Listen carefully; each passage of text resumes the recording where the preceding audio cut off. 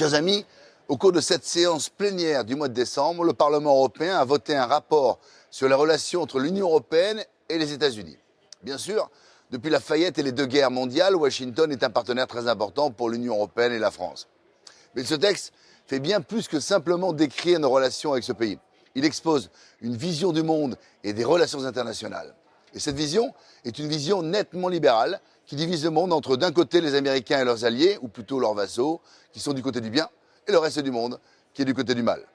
Cette vision très moralisatrice des relations internationales est dangereuse car elle est forcément idéologique et à géométrie variable.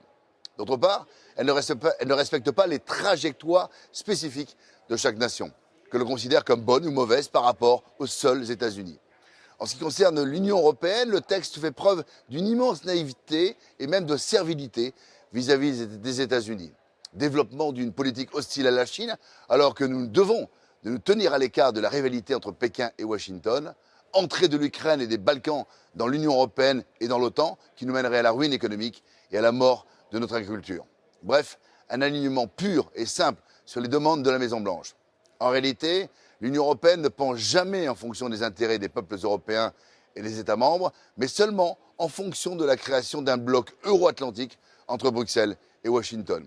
C'est pourquoi les textes votés à Bruxelles ne mentionnent jamais les actes malveillants des États-Unis à notre égard, comme l'écoute téléphonique des chefs d'État européens, le torpillage de nos contrats de sous-marins avec l'Australie ou de Rafale avec la Suisse, ou encore les sanctions imposées illégalement à nos entreprises pour des transactions avec les rivaux des États-Unis.